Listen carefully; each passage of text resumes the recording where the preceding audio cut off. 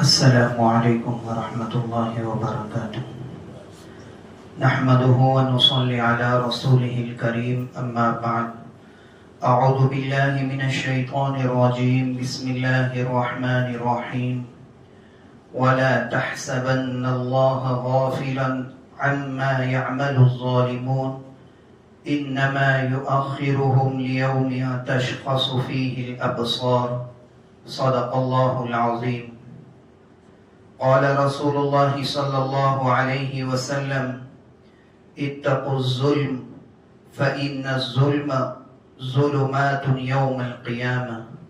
أو كما قال عليه الصلاة والسلام. اللهم صل على سيدنا محمد وعلى آل سيدنا محمد وبارك وسلم. محترم بزرگوں اور عزیز دوستوں،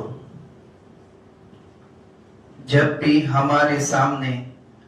ظلم کا لفظ بولا جاتا ہے تو عام طور پر ہمارا ذہن کسی بڑی اور سنگین زیادتی کی طرف جاتا ہے. ہم سمجھتے ہیں کہ ظالم صرف وہ ہے جو کسی کا خون بہائے، کسی کو سر عام تھپڑ مارے، کسی کمزور کی زمین پر ناجائز قبضہ کر لے، یا پھر تاریخ کے وہ جابر حکمران جیسے فرعون، نمرود اور ہلاکوں خاں ظالم تھے. یقیناً یہ سب بدترین اور کھلے مظالم ہیں جن سے ہر شخص واقف ہے اور ان کی برائی پر سب کا اتفاق ہے. لیکن میرے بھائیوں، شریعت اسلامیہ میں ظلم کا دائرہ کار صرف یہی تک محدود نہیں ہے. اگر ہم عربی لغت اور شریعت کی اصطلاح کو دیکھیں تو ظلم کا اصل اور حقیقی مفہوم ہے وضع الشیء فی غیر موضعہ، یعنی کسی بھی چیز، بات، شخص یا حق کو اس کے اصل، فطری اور جائز مقام سے ہٹا کر کسی دوسری جگہ رکھ دینا. اس بنیادی شرعی تعریف کی روشنی میں ہر وہ کام ظلم بن جاتا ہے جس میں کسی کا حق مارا جائے، جہاں انصاف کا دامن ہاتھ سے چھوٹ جائے، اور جہاں اللہ اور اس کے رسول صلی اللہ علیہ وسلم کے مقرر کردہ حدود اور حقوق کی پامالی ہو رہی ہو. محدثین اور فقہاء کرام نے اس مفہوم کو مزید واضح کرتے ہوئے بیان فرمایا ہے کہ ظلم کی مختلف شکلیں ہیں، جن میں سب سے بڑا ظلم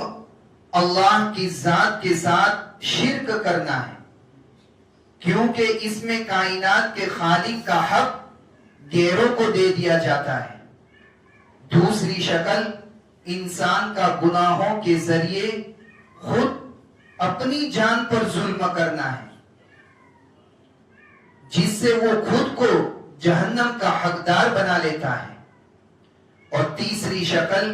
بندوں کے حقوق یعنی حقوق العباد میں ظلم کرنا ہے، جہاں کسی دوسرے انسان کا مالی، جانی، اخلاقی یا نفسیاتی حق مارا جاتا ہے. آج ہمارے معاشرے کا سب سے بڑا المیہ اور المناک پہلو یہی ہے کہ ہم نے ظلم کو صرف جانی اور مالی نقصان تک محدود کر دیا ہے، جبکہ بہت سے ایسے افعال اور کام ہیں جو صبح شام ہمارے گھروں، بازاروں اور دفاتر میں ہو رہے ہیں، جنہیں ہم گناہ یا ظلم سمجھتے ہی نہیں ہیں. ہم نے ان مظالم کو خوبصورت اور مصلحت پسندانہ نام دے رکھے ہیں. کسی ظلم کو ہم خاندانی رواج کہتے ہیں، کسی کو معاشرتی روایات کا نام دیتے ہیں، کسی کو بزنس کا طریقہ اور چالاکی قرار دیتے ہیں، اور کسی کو اپنا خاندانی حق سمجھ کر بڑے فخر سے انجام دیتے ہیں. ہم یہ بھول چکے ہیں کہ کسی گناہ پر رواج یا مصلحت کا لیبل لگا دینے سے وہ گناہ نہیں رہتا، بلکہ اس کی سنگینی اور بڑھ جاتی ہے، کیونکہ جب انسان کسی برائی کو برائی ہی نہ سمجھے تو اس سے توبہ کی توفیق بھی چھین لی جاتی ہے۔ اللہ رب العزت قرآن مجید میں ایسے ہی لوگوں کے بارے میں فرماتا ہے کہ یہ وہ لوگ ہیں جن کی ساری دوڑ دھوپ دنیا کی زندگی میں غارت ہو گئی، اور وہ اسی گمان میں رہے کہ وہ بہت اچھا کام کر رہے ہیں۔ اس لیے یہ وقت کی اہم ترین ضرورت ہے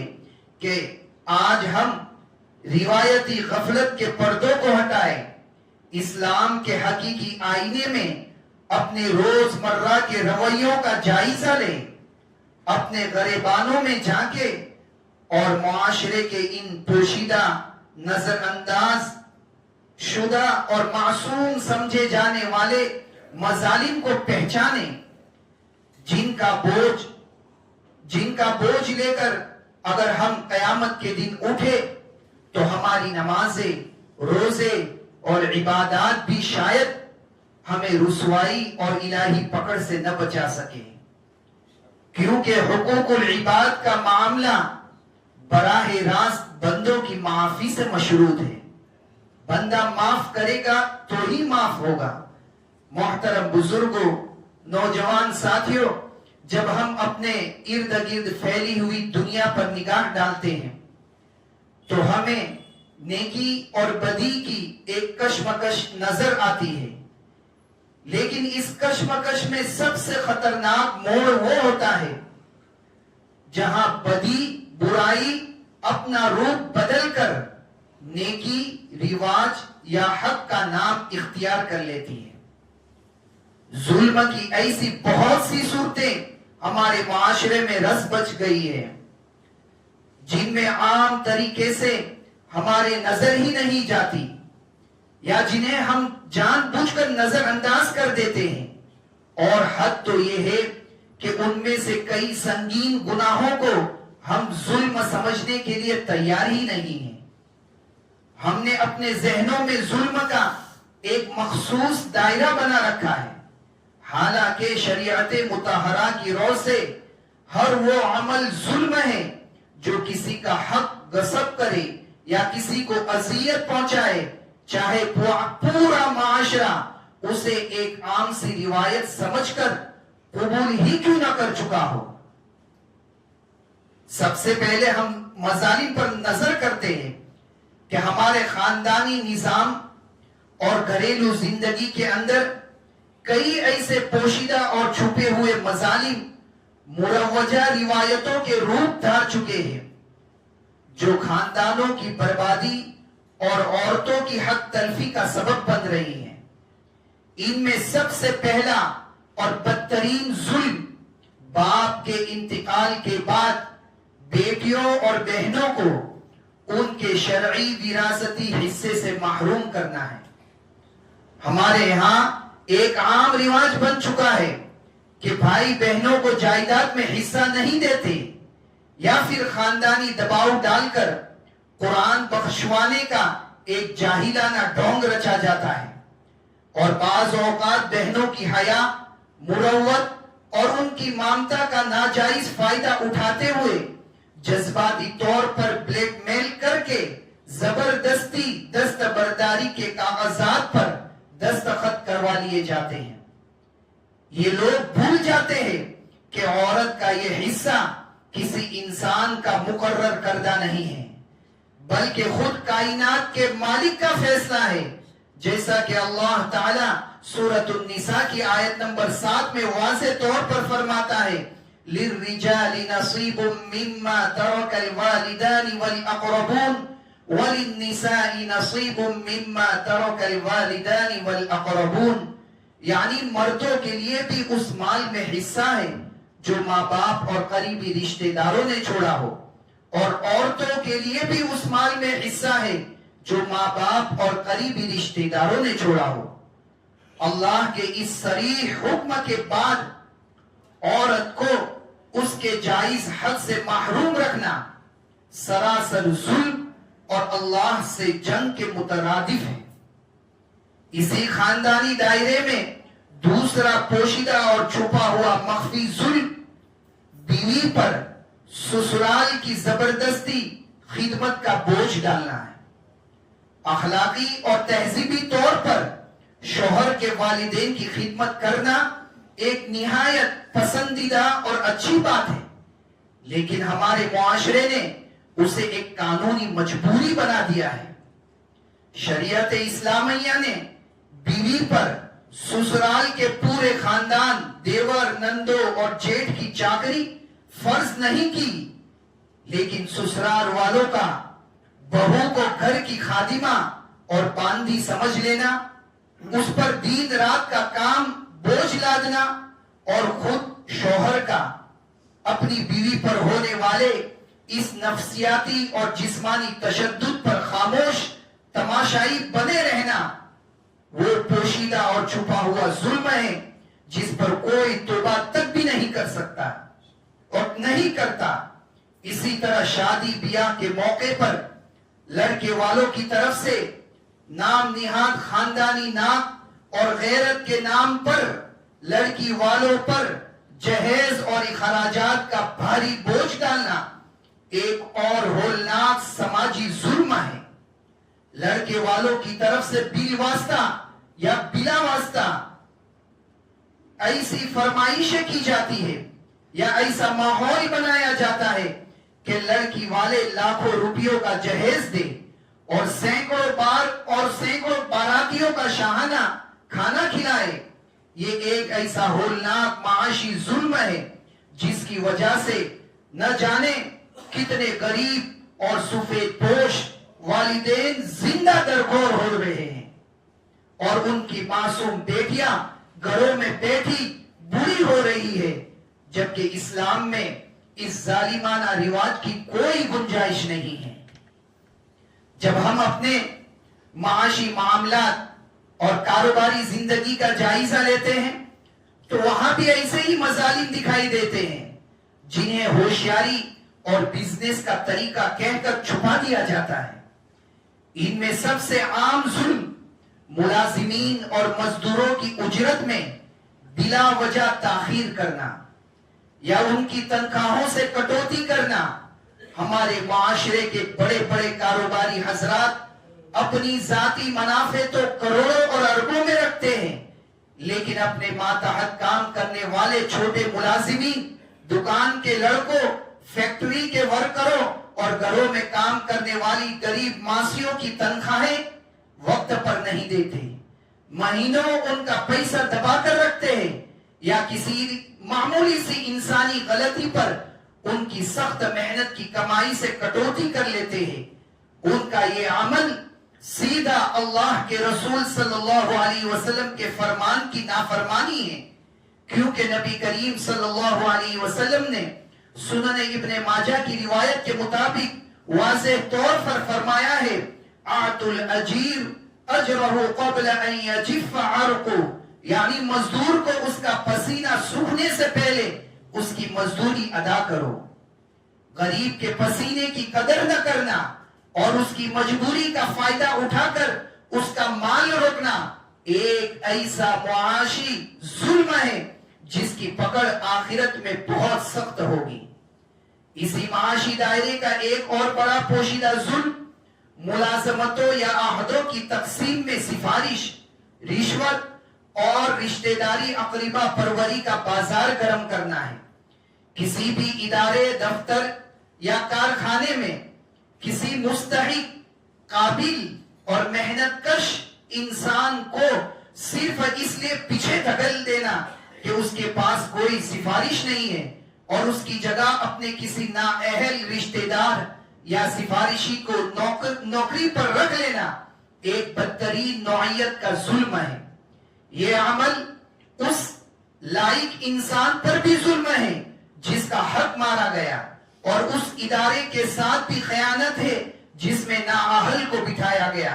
رسول اللہ صلی اللہ علیہ وسلم نے صحیح بخاری کی حدیث میں اس رویے کے بارے میں سخت تنبیہ فرماتے ہوئے ارشاد فرمایا کہ جب معاملات نااہل لوگوں کے سپرد کر دیے جائے تو قیامت کا انتظار کرو۔ محترم بزرگوں، ہمارے روزمرہ کی سماجی زندگی اور گلی محلوں میں تو ایسے مظالم کے بھرمار ہے جنہیں ہم ظلم سمجھنے کے لیے تیار ہی نہیں ہیں۔ ان میں سب سے پہلا ظلم راستوں اور پبلک گلیوں پر ناجائز قبضے اور تجاوزات قائم کرنا ہے۔ اپنی دکان کا سامان فٹ پاتھ پر سجا دینا، اپنی دکان کا سامان فٹ پاتھ پر سجا دینا،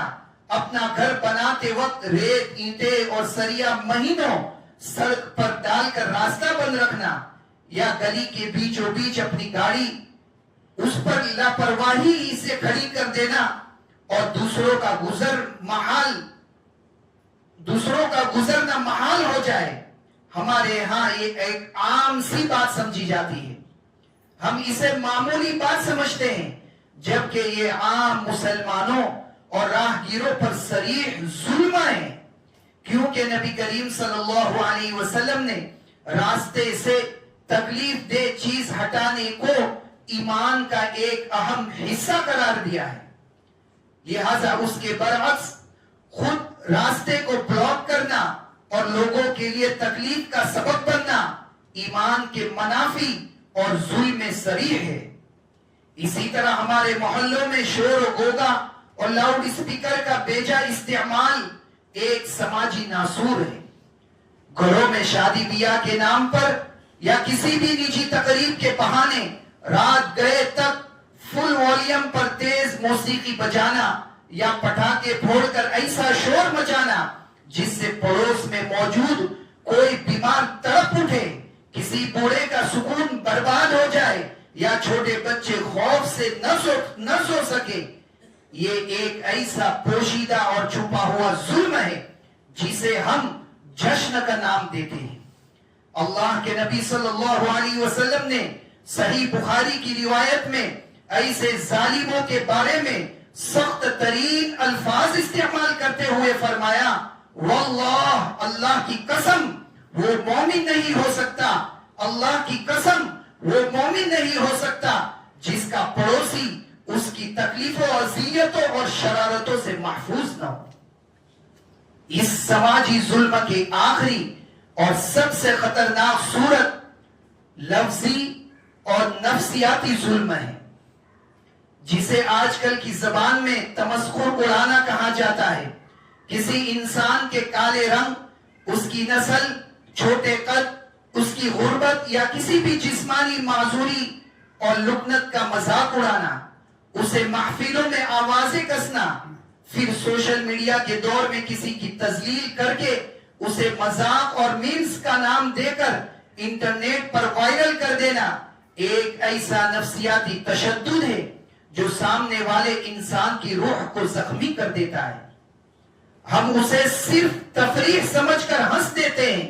جبکہ قرآن مجید کی سورہ الحجرات کی آیت نمبر 11 میں اللہ تعالیٰ نے اس پر سخت پابندی لگاتے ہوئے فرمایا، یا ایھا الذین آمنوا لا یسخر قوم من قوم، یعنی اے ایمان والو، کوئی قوم کسی دوسری قوم کا مذاق نہ اڑائے، ممکن ہے کہ وہ ان سے بہتر ہو۔ میرے بھائیوں، یہ تمام وہ مظالم ہیں جو ہمارے اعمال نامہ کو سیاہ اور کالا کر رہے ہیں، لہٰذا ہمیں روایتی غفلت سے بیدار ہو کر اپنے رویوں کی اصلاح کرنی چاہیے، اس سے پہلے کہ وہ دن آ جائے جہاں ہماری نمازیں اور روزے بھی دوسرے کے حقوق کے بدلے ہم سے چھین لیے جائے۔ محترم بزرگوں، ان تمام پوشیدہ اور چھپے ہوئے روایتی اور معصوم سمجھے جانے والے مظالم کو ہم اپنی نادانی اور غفلت کی وجہ سے چھوٹا یا معمولی گناہ سمجھتے ہیں، لیکن یاد رکھیں اللہ رب العزت کے یہاں اور شریعت اسلامیہ کے ترازو میں ان کے نتائج انتہائی بھیانک اور ہولناک ہے۔ ان پوشیدہ اور چھپے ہوئے مظالم کا سب سے پہلا اور فوری نتیجہ یہ نکلتا ہے کہ انسان نادانستہ طور پر